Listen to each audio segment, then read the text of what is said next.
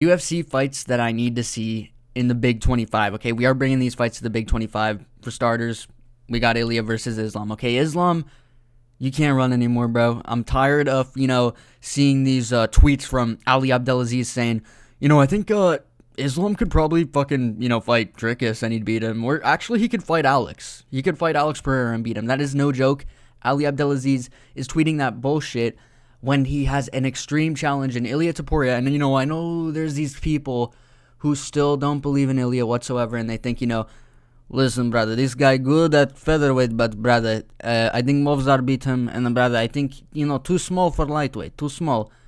He's not too fucking small for lightweight, and he is an extreme threat for Islam Makhachev, okay? But people won't believe me when I say this, despite the fact that Islam has been chinned. He's been chinned by a right, okay? Shut the fuck up, I don't care.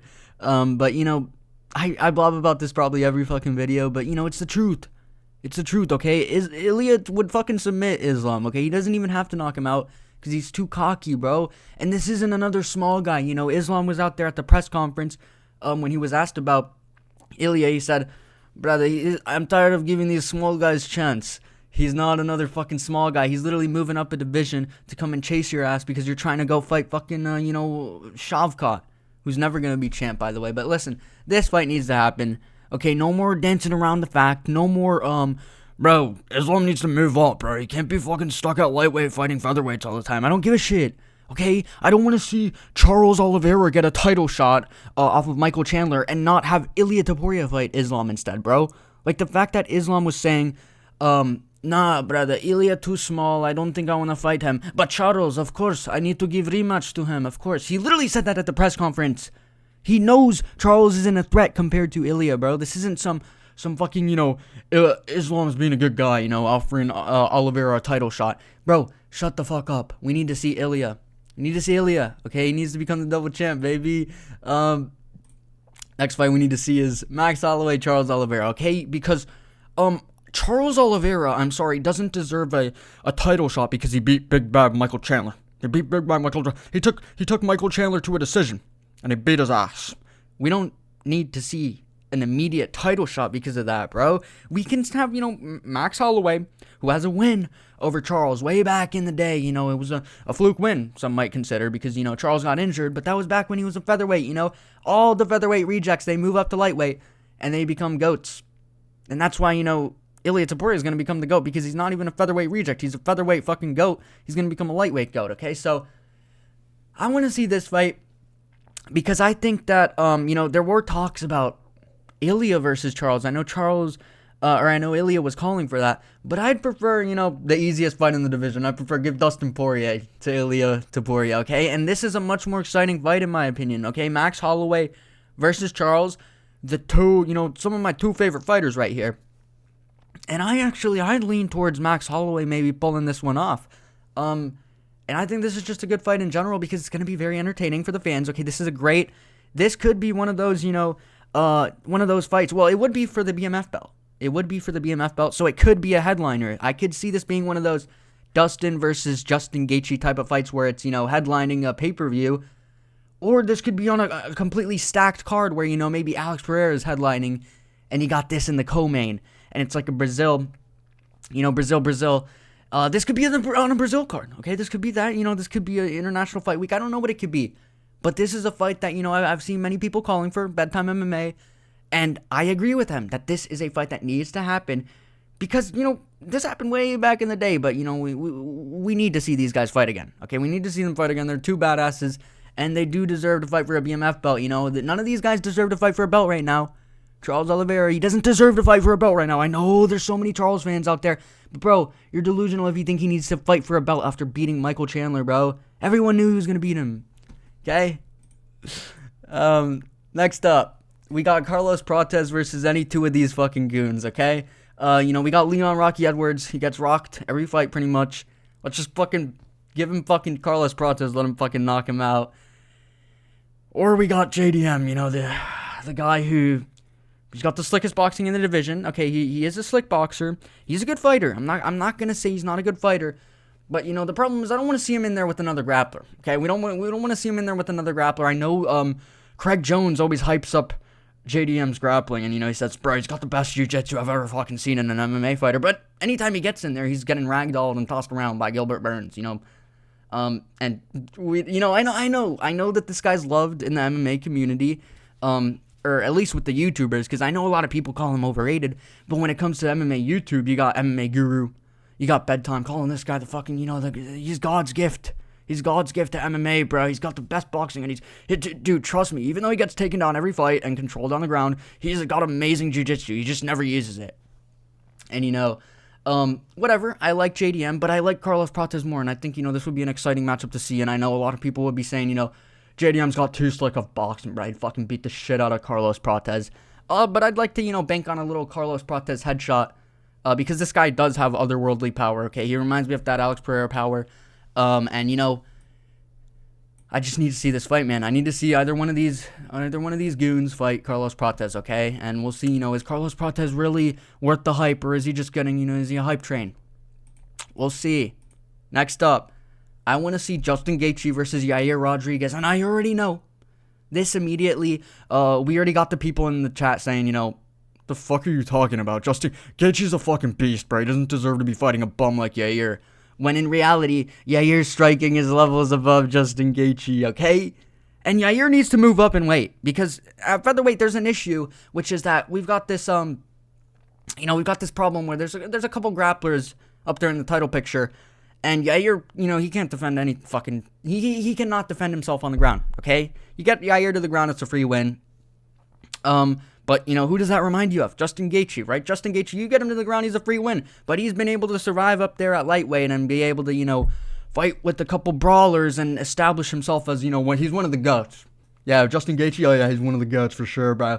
But, I think Yair he can move up and he could do just fine against Justin Gaethje. I'd pick him to beat Justin Gaethje because, Yair was actually at the same level of striking as Max Holloway when they fought, right? If you guys have seen that fight, you would have seen how competitive it was in the striking, right? And there were moments where Yair was just fucking showing off. He was throwing 16-piece combos in there, hitting Max Holloway with everything, bro. He was throwing the whole fucking kitchen sink at him.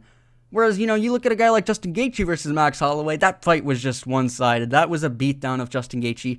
And, Yair doesn't have the most pop in his hand, so this could also be another great fight because it would actually probably go the distance. We would get to see Justin Gaethje have a good comeback fight where it's going to be a war, but he doesn't necessarily have to worry about getting, popped in the head and knocked out again. And I just think Yair needs to move up, bro. And I love Yair's striking. And I think this would be a good, striking chess battle. Okay, we need to do this one. A lot of people aren't going to like this, but it's definitely a fight that needs to be made. Okay. Let's move on. Next fight. Renato Moicano versus Paddy Pimblett. Okay, I want to see this fight for sure. I know this was what was supposed to happen, but the UFC apparently, I don't know if they just don't have any concept of what's going on in the UFC right now, or what any of the fans want to see. Because why? I just don't understand what we're doing. Okay, I don't understand what we're doing. There's talks of Paddy Pimblett fighting Dustin Poirier and stuff. Oh wait, no, he's fighting Michael Chandler, right? He's fighting Michael. So I just don't understand what's going on. Okay, but if Michael Chandler loses to Paddy Pimblett, and if Moicano beats Dariush, or whatever, if both of them end up losing those fights, I want to see these guys matched up against each other, bro. Okay, it's a good matchup. I would love this to be the tough season, bro. The Ultimate Fighter. We need to see something like this as the Ultimate Fighter. Something that these are both fan favorites. For most people, okay, I know there are people who hate Paddy Pimblett, but he's a funny-ass guy, and so is Moicano. This would be just comedy, just pure comedy all around. And in terms of the fight itself, it's going to be a good fight, okay? It's going to be a good fight. They both got good grappling. They're both not the best strikers, which, it's going to be a good matchup, okay? It'll probably be a war. It'll probably be a fucking war. And, I don't know why anybody would really be against this. I think it would be a great fight. I'd hope it's a 5-rounder. But, we can make it a 3-rounder if you need to. Maybe a co-main event on a pay-per-view or featured fight. But I don't know if this fight's going to happen anymore, okay? If you would have asked me a couple months ago, I would have been saying, yeah, of course, this is going to be what's going to happen next. But now it's why are we matching up Moicano against fucking Beneil Dariush and all this shit? It doesn't really make a lot of sense, okay? But I still want to see that fight, okay? Because that's what this video's about. It's what I want to see, not what's going to necessarily happen. But speaking of something I want to see, Bilal Muhammad versus Buckley. Okay, I want to see this fight because I think that Buckley is genuinely one of the only guys who's going to beat Belal Muhammad. And I know there are those people out there who say, bro, what are you even talking about? Belal literally loses to anybody at welterweight. But in reality, I'm going to be picking Belal to beat Shavkat. I've been saying this before Shavkat had his terrible performance against Ian Gary. And I know there's always the, dude, Shavkat was injured. Okay, well, Shavkat should maybe fucking develop his bones a little better because I don't know how this guy has a full horse meat diet, yet he is always injured in every single fight. Every fight he goes into, brother, he had injury, brother. He looked like shit because he had injury, brother. You need to chill. But no, I'm not going to fucking give Shavkat the benefit of the doubt and say, he was injured. Because who's to say he's not going to be injured in this next fight? Okay, if he's always injured, who's to say he won't be injured in this fucking title fight? Because it seems like every fight that gets increasingly more important, this guy doesn't understand. I could pull out the fight. No, I'm going to fight with fucking injury instead. So, he's faking it. He's either faking it or he's... Nope. But then, Buckley... Where was I? Buckley, Buckley on the other hand, this guy's actually a threat to Belal Muhammad, okay? Because he's able to, he's got that big power in his hands, and you need somebody with big power to fight a guy like Belal Muhammad, and you need him to be able to stuff these beautiful takedowns, and even shoot some takedowns of his own, okay? We could see something like that, and he's a marauder. He's got that marauder style, unlike a guy like Leon Edwards, where Leon has all the, he's got some good striking, and he's got some good takedown defense, and he even shoots some takedowns of himself, similar to Buckley almost, but he's just not a marauder, okay? When the going gets tough, he's going to quit, and that's typically what happens with Leon Edwards, whereas with Buckley, he's going through that pressure. He's going through that, and, I just think this would be a good battle to see, okay? And I genuinely think Buckley could win this fight, so I want to see it, okay? I want to see Buckley as champ. I like Belal as well, but, if I had to say who's the biggest threat to Belal, I don't think it's JDM. I think JDM would do it. I've seen it too many times where he just gets fucking, he might land a lucky shot. That could always happen. But he's getting, you just get grappled the whole fight. This would be a boring fight if it were JDM versus Belal. Whereas Buckley, I feel like Buckley would make this interesting, bro. Like, he's able to make these grappling fights interesting. Okay, so I want to see that for sure. Leon could beat Belal maybe if he had a good night. But, I think Buckley's the biggest threat to Belal. So I definitely want to see this fight. All right, last fight. This is the last fight that I want to see.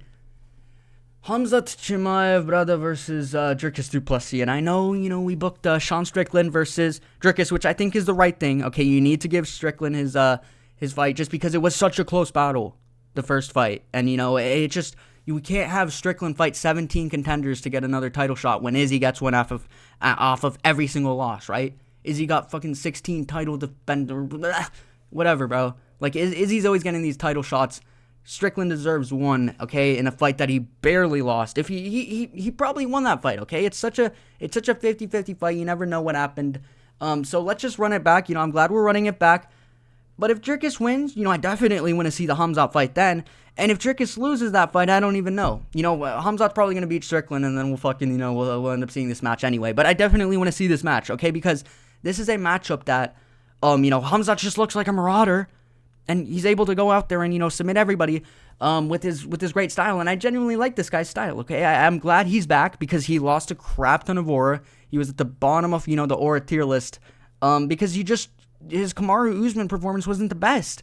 And he wasn't fighting at all, and he was getting sick all the time. But I'm glad he's a changed man, and he's looking to do good things now. And I think he can become champ, okay? I think he can become champ, and I'd like to see this fight. Because I think Dricus is probably one of the only threats at middleweight. One of the only guys who has a goofy enough style to be able to compete with Khamzat. So I genuinely like to see this matchup. And I think a lot of people would too.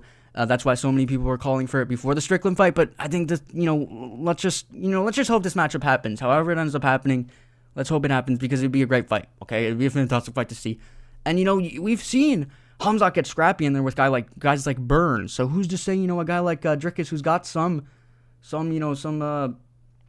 ground game in his pocket. Who's to say he won't be able to, get scrappy and even pull off a win against a guy like Khamzat? You never know, bro. That's why I want to see this fight. And that's it for all the fights, guys. Let me know what you want to see. See you guys in the next one.